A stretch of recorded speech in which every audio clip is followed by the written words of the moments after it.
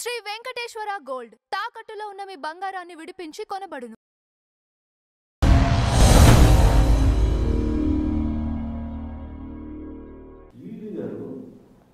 ఎంత నటిస్తారో చెట్లు అంత కోపంగా ఉంటారు కదా.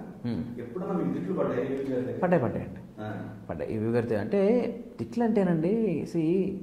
ఎలా ఉంటుందంటే ఒక టీచరు బహుశా ఇవాళ రోజుల్లో ఒక పిల్లాన్ని కొట్టడం, ఒక పాపని కొట్టడం నేరంగా కన్సిడర్ చేస్తున్నారు. కానీ as per the system of schooling or teaching తిట్టడం అనేది వాళ్ళకి ఎవరి మీద పర్సనల్ గ్రడ్జ్ ఉండదండి. ఇప్పుడు బాలచంద్ర గారు నన్ను కొట్టారు. ఎలా కొట్టారంటే చంప వాజ్పేయిలా కొట్టారు. కానీ ఎందుకు కొట్టారు అంటే ఆ సిచ్యువేషన్ ఏంటి అంటే వాస్తవానికి నేను స్కూల్ నుంచి వస్తూ ఉంటాను.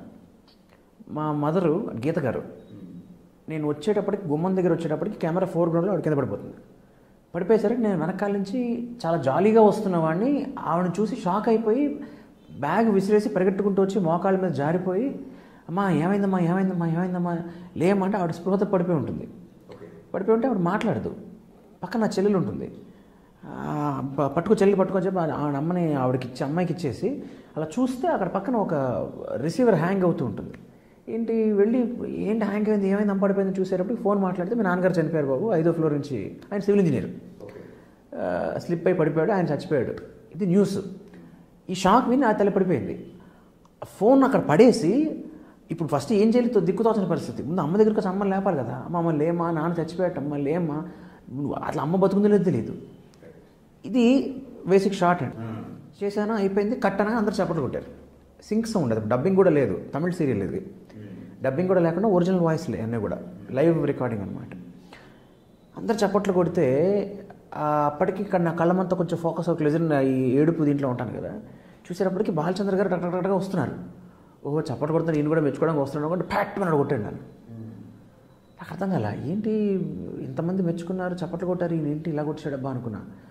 ఆయనకి ముండం అనేది ఊత పదం అండి, అది మామూలు క్యాజువల్గా వాడే పదం, ముండం అన్నాడు. అంటే ఏంటండి ఇంత బాగా చేసావు కదరా, అదేదో మార్కులోకి వచ్చేస్తుంటే ఇంకా బాగుండేది కదా, మొత్తం షార్ట్ అంతా ఫోకస్ అవుట్ అయిపోయింది. అంటే వాళ్ళు అక్కడ ఒక మార్క్ ఇచ్చారండి. ఏం చేస్తారంటే ఒక కెమెరా డిస్టెన్స్ని పెట్టి దానికి ఒక మార్క్ ఇచ్చి దాన్ని బట్టి ఒక లైటింగ్లు పెట్టి, ఇప్పుడు నేను అలా మార్క్ ఎక్కడో ఉంది, నేను ఇంకెక్కడో ఉన్నాను, దానివల్ల ఫోకస్ అడ్జస్ట్ అవ్వాల, దానివల్ల లైటింగ్ ప్రాబ్లం వచ్చేసింది. నేను నా పక్కన కూర్చొని అమ్మాయి షాడో వేసేసాను, ఆ అమ్మాయి షాడోలో ఉండిపోయింది. ఈవిడ పట్టుకోవడం పొజిషన్లో ఆవిడ నా ఫేస్ ఆవిడ దాంట్లో ఓవర్లాప్ అయిపోయింది. ఇవన్నీ చూశాడు ఆయన. ఆయన తాపత్రయం ఏంటంటే ఇంత బాగా వచ్చింది షాటు, ఇది నువ్వు చెప్పినట్టు చేస్తుంటే ఇంకంత బాగుంటుంది, మళ్ళీ అలా వస్తుందని అన్నాడు ఆయన. అంటే ఆయన అక్కడ కోపం చూడండి. ఏమిటి ఇప్పుడు అంటే మనకు కొట్టాడు అన్న విషయాన్ని హైలైట్ చేసి మనం మాట్లాడితే అది పెద్ద మహాపాపం అనుకుంటాం. కానీ ఎందుకు అంటే ఒక ఆర్టిస్ట్ అన్నవాడు కేవలం నటన ఒకటే కాదు, పక్కన ఇంకొక ఆర్టిస్ట్ ఉంటుంది, మనకు ఒక డిసిప్లిన్ ఉంది, ఒక మార్క్ ఇచ్చారు, అక్కడికి రావాలి, అక్కడికే వచ్చేయాలి, పక్క ఆర్టిస్ట్కి టైమింగ్ ఇవ్వాలి, ఎదురుకుండా ఆర్టిస్ట్ని మనం ఓవర్లాప్ చేయకూడదు, లేదా వాళ్ళ చేత ఓవర్లాప్ చేయబడకూడదు. ఇవన్నీ చాలా ఫ్యాక్టర్స్ ఉంటాయండి. అలాంటి మహానుభావుడు నాకు అప్పుడు చెప్పిన విషయం నాకు ఇప్పుడు రిజిస్టర్ అయిపోయి ఉంది. ఇప్పటికి నేను షార్ట్లోకి వెళ్ళేటప్పుడు మార్క్ ఎక్కడా చూసుకుంటూ ఉంటా, భయ మార్క్ వెళ్ళదు భయ అని చెప్తాను. ఎందుకంటే దట్స్ డిసిప్లిన్. అది ఏమంటే ఎన్ని సంవత్సరాలు నేర్చుకుంటే వస్తాయి ఇట్లాంటివన్నీ. అంటే ఆయన అంటే అక్కడ ఆ కోపం వెనకాల ఉన్న కారణం అది. ఈవీవి గారు కూడానండి ఎన్నో కామెడీ సినిమాలు చేసిన ఆయన సినిమాల వెనకాల అదే అగాధమో జలనిధిలోన ఆణిముత్యం ఉన్నదిలే అన్నట్టు ఒక లోపల ఒక డీప్ అండ్ ఒక భారమైన విషాదం ఒకటి ఉంటుంది, ఒక ఎమోషన్ ఉంటుంది, ఒక సెంటిమెంట్ ఉంటుంది, ప్రతి సినిమాలో ఉంటుందండి. సినిమా విషయం సెంటిమెంట్ ఉంటుంది. సెట్లోకి వచ్చేసరికి ఏంటంటే is a kind of perfectionist. నేను ఏమండి ఆవిడ వచ్చిన సినిమా చేసేటప్పుడు అప్పటికే నాకు నేను జంపలకి పంపని ఆయన ఫస్ట్ సినిమా చేసింది, చిన్న క్యారెక్టర్ అన్నది. అంటే చిన్నవాళ్ళు పెద్దవాళ్ళు అయిపోయి పెద్దవాళ్ళు చిన్నవాళ్ళు అయిపోతారు కదా. ఆయనప్పుడు principal character correct Mudra dialogue నాకు ఇప్పటికి గుర్తుందండి.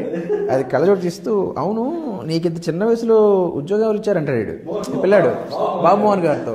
నాది చిన్న వయసు ఏంటారు ఆ కుర్ర కుంక అంటే ఈ డైలాగ్ కూడా అండి కళ్ళజోడు తీసి చొక్కా ఆయన చెప్పేవాడు అట్లాగా, ఏం బాడీ లాంగ్వేజ్ కావాలి, లుక్ ఇలా ఉండి ఉద్యోగాలు ఆ లుక్ ఇక్కడ ఇవ్వాలి అంటే. ఇదేంటి మామూలుగా ఒక ముసలివాళ్ళు జనరల్గా ఒక 60-70 దాటిన వాళ్ళు ఏంటంటే చాలా స్లోగా మాట్లాడతారు, వాళ్ళు బాడీ లాంగ్వేజెస్ అని చాలా నిదానంగా ఉంటాయి. అది ఎంతే కావాలనేవాడు చెప్పేసి ఇలా అనుకుని ఎవరిచ్చారు హెడ్ నాడింగ్ కావాలనేవాడు.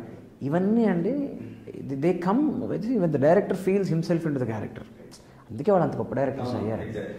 అంత పర్ఫెక్షన్ కావాలనుకునే భాగంలో తిట్టడాలు నన్ను కాదండి. ఒకసారి షార్ట్ అప్పుడు ఏమండి వచ్చిన సినిమా అప్పుడైతే రంభక్కను వాణిశ్రీ గారు అనుకుంటా చేస్తున్నారు. నాది అయిపోయింది. మధ్యాహ్నం నా సీన్ చేశారు తోటలో. హరీష్ గారికి ఏవో సలహాలు చెప్తాను నేను. ఆ సీన్ అయిపోయిన తర్వాత మధ్యాహ్నం షిఫ్టింగ్, తర్వాత నాకు షూటింగ్ లేదు. ఆ రోజు వాణిశ్రీ గారి రంభ గారి సీనియర్ చేస్తున్నారు. ఈవిడ రంభ ఉయ్యాల మీద కూర్చొని డైలాగ్ చెప్పాలి. 4 టేక్లు అయింది, 5 టేక్లు అయింది. ఆవిడ అప్పుడు ఐ థింక్ సెకండ్ ఫిల్మ్ అనుకుంటా, ఆవిడ తర్వాత ఆవిడ ఈ సినిమా అనుకుంటా. ఆవిడ కొత్త అమ్మాయి అప్పటికి. సో ఈయనేంటి, ఇది పర్ఫెక్షనిస్ట్ కదా, ఈయన అరిచేసి రేయ్ నువ్వు చూపించరా అన్నాడు. నేను వెళ్ళి అదే డైలాగ్, ఆ డైలాగ్ కూర్చున్నావు, అదే ఉయ్యాల మీద ఊగుతూ చెప్పాను అనమాట. చూసావా ఇలా చేయాలన్నాడు. అంటే వాస్తవానికి అంటే పాపం ఎంత కాదన్నా కొత్త పిల్లైన ఆడపిల్లలకి ఆ ఏజ్లో కొంచెం ఇబ్బందిగా అనిపిస్తూ ఉంటుంది. కానీ ఆవిడ అట్లా రియాక్ట్ అవ్వలేదు, ఆవిడ తప్పుగా తీసుకోవాలి. అంటే ఒకటి ఆదిత్య అంటే వాడు నా తమ్ముళ్ళు అంటే వాడు ఆవిడ ఫీల్ అవ్వడం ఒక ఎత్తు. కానీ అక్కడ ఏంటంటే ఆయన కోపం కాదండి, ఆయనకి ఏంటంటే ఏదో ఒక రకంగా ఎలాగోలా రావాలి, ఆర్టిస్టులు చేయాలి, అది వాళ్ళకి ఒక ఎక్స్పెక్టేషన్ ఉంటుందండి. ఆ ఎక్స్పెక్టేషన్ మీట్ అవ్వకపోతే కోపం వస్తుంది. ఇప్పుడు తేజ గారు ఉన్నారండి, తేజ గారు చాలామంది తేజ గారు కొడతారు, ఆయనకేం సరదానండి ప్రతి వాళ్ళని కొట్టడానికి. అంతగా సరదా కూడా రోజు ఎవరో ఒకరు ఇంటికి పిలిచి కొడతారు కదా ఆయన. అది కాదు కదా. ద బేసిక్ ఐడియా ఏంటంటే దే ఆర్ పర్ఫెక్షనిస్ట్స్. మధుసూదన్ రావు గారి చేత నేను బండ బూతులు తిన్నాను. నేను మధుసూదన్ రావు గారి సినిమా వస్తే ఇంట్లో మేము తాతగారి సినిమానే మాట్లాడతామండి. మధుసూదన్ రావు గారి సినిమా అని చెప్పుకోం. అందుకే అదొక అలవాటు అయిపోయింది. తాతగారు ఆయనకి ఎలా అంటే పొద్దున్నే ప్రతిరోజు వెళ్ళంగానే ఆయన ముద్దు పెట్టాలి. ఆయన ముద్దు పెట్టి ఫస్ట్ షాట్ కాళ్ళకి దండం పెట్టాలి.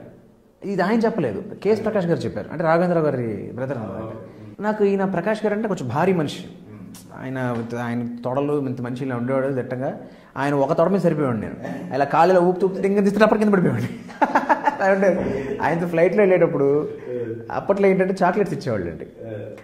ఆ ట్రేలోంచి ఆయన పెద్ద చేతులు ఆ ట్రేలో ఇవ్వగానే థ్యాంక్ యూ అని చెప్పి ఇలా పెట్టి తీసేవాడు.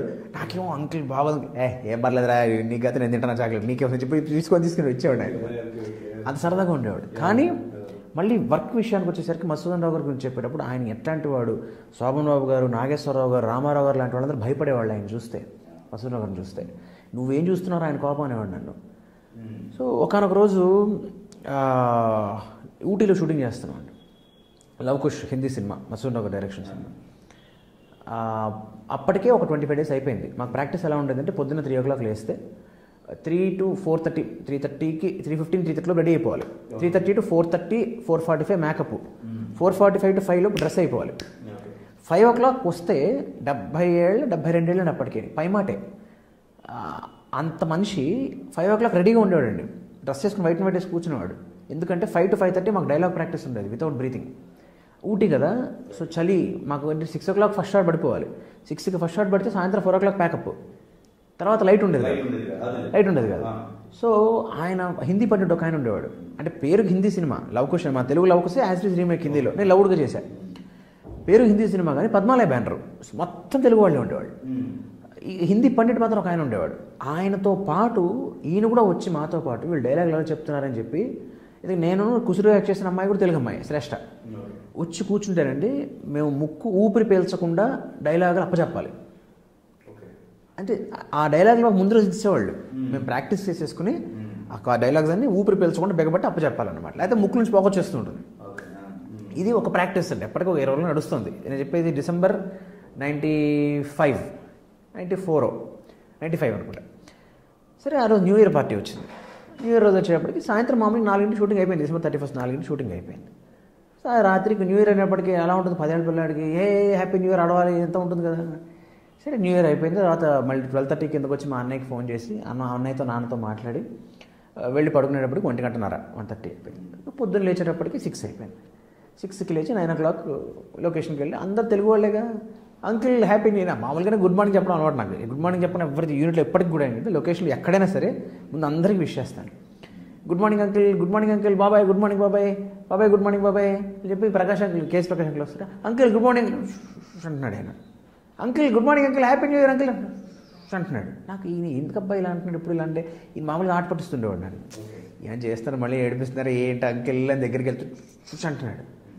అనేప్పటికీ అలా అంటున్నాడు. చూస్తే అక్కడ చూసి దూరంగా ఆయన మసూదన్ రావు కూర్చున్నారు. నాకు నేను గమనించలే ఆయన ఎందుకు ఇలా అంటున్నాడు. చూసి తాతగారు హాయ్ తాతగారు హ్యాపీ న్యూ ఇయర్ అని అరుస్తున్నాను ఇక్కడి నుంచి నేను.